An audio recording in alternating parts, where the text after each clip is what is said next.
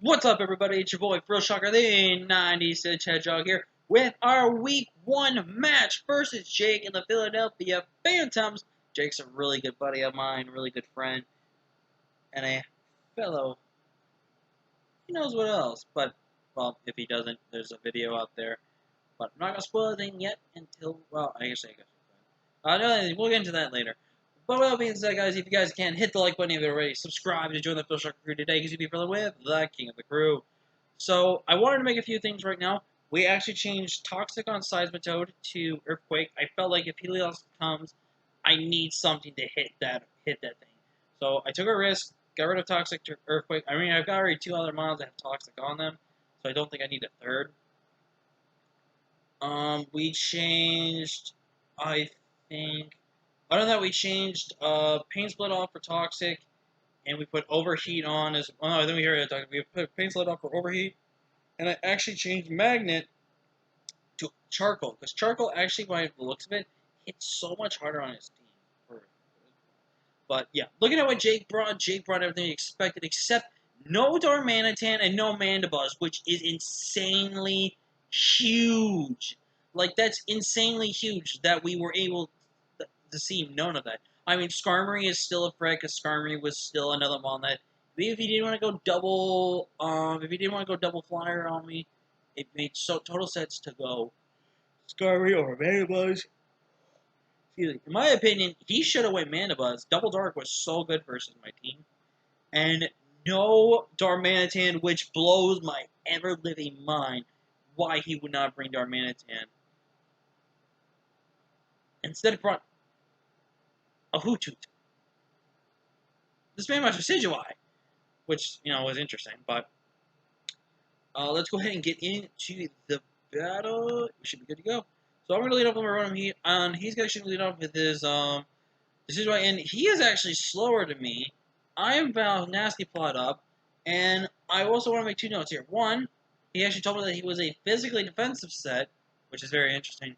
And 2, this actually was a semi-roll, about probably a 75-25, 75% chance roll in my favor, 25% chance roll favor in Jake's favor to kill this Milotic, because he was max HP, but he probably had a good amount of Spadef, and the rest went in defense.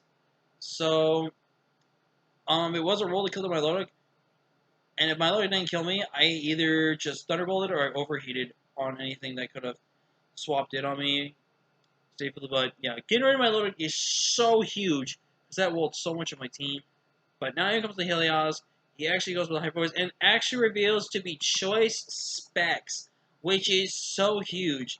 And I'm going to spoil right now what Grimmsnarl actually had screens. So what he decided to think to himself, he didn't care if Gengar outsped him. So he would rather have more offensive Helios versus a speed Helios. Which, makes a lot of sense. He could also use it to outspeed a Choice Scarf Rotom variant. He could use it to do this and that with it. A lot of things that made sense. So, we were very lucky, and we did land our Overheat, which did big a play part. And Rotom picks up 2 kills this game. And comes the Grimmsnarl. I'm just going to let Rotom go down, and I'm going to throw up a Toxic. We land the Toxic, because he's going for the max Knuckle here, which is going to guarantee knocking me out. And believe it or not, this was not a physical. Well, this was mixed Grimmsnarl. I don't kid you, because look at that damage. Physical Grimmsnarl at +1 should have done about 50%, over 50% to me. He had no attack investment, which seemed pretty imminent about that. And he was Focus Blast for his fighting move. So what I do is I go for Body Slam here, just go for some chip damage here. I do make a big misplay here and go for Curse. I should have went for Body Slam. But I did it. Body Slam would have also been a really good chip to have as well, because Seismitoad could have picked up. Spoiler, Seismitoad's not going to kill. So my Oboe is going to go down here. I'm going to go right into my Seismitoad. I'm going for the Liquidation here, and he's going for Dark Slayers. My Toad takes it so well. And Rotom with its 3rd kill in the match. I'm going to go for Liquidation. I'm actually faster than this thing, because it's 0 speed. We get the Clutch Poison Touch off, which is really, really good. And, wait, hold on. Oh, so the Poison. So I'm going to go on my Leg Hulk here, and I'm essentially going to go for the game. He goes for the leaf blade and nabs a crit. And I didn't calc that crit damage because he was max HP, max defense. So the crit was a roll. And he probably got the max roll, which was the one that killed me. So that was really unfortunate because I don't think I guarantee won the game, per se. But still, it really sucked. By the way, I'm going to say this right now. The reason why you probably don't see us talking and stuff like that is because we actually did some call and it was really fun. But I'm going to go right in my Gengar. It's time to start G-Maxing here. I really wish I did click the Poison one right here. And I'm actually going for the G-Max Terrier. He's actually going for the Psychic. I live it. Get the Disable, which does not matter as I'm going for the Max Use this time.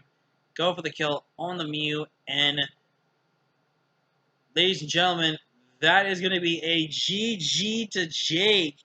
And I want to explain a few things right now here.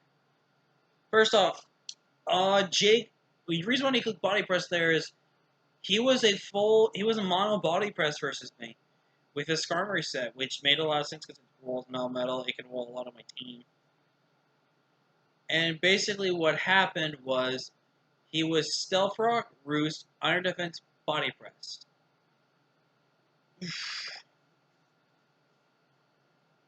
Sorry, as I'm trying to talk, but that's something like semi-feeling coming up and everything like that, but yeah, so basically, he had no way to touch my Gengar, and Jake honestly could have forfeit the game because of that, but he decided to be, the good sport and let Gengar get its rightfully deserved kill. So shoutouts to Jake for being such a good sport doing that. And what a game, man! Me and Jake, we've had now our rubber match. Our first time we played was WWC. Our second game was last season, where he pretty much hacks me. And then this season is our third time we faced off with, and I win the rubber match, Jake. But I'm always game to face Jake. Jake's such a really good guy. Really, this man works 2 jobs and only gets like 1 or 2 days off a week. So I have so much respect to Jake for everything he does that helps with Zach and everyone else around him. So if you guys haven't already, go spam some love in the comment section for Jake. Man rightfully deserves it. But yeah, that's going to be it for week 1, guys. We somehow pulled out a W. Oh, I'm so happy. But now we get Aromatisse from week 2 onward. I'm feeling a little more confident now with this team. But with that being said, guys, I'm Phil Shock in the Nicest Hat Trick. I'll see you guys in the next video. Until next time, guys. Peace.